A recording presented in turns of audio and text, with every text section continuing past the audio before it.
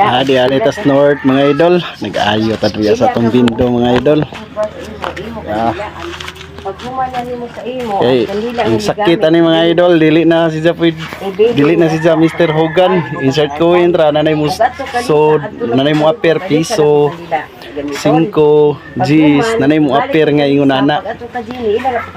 Ako ning gilisan og power supply mga idol kay naka-encounter naman ko ingon ana kasagaran ang guba power supply sa iyang board. Akong gilisan kay murag na-grounded. Yeah, okay na mga idol. Sige. Bye, salamat. Bye mga idol.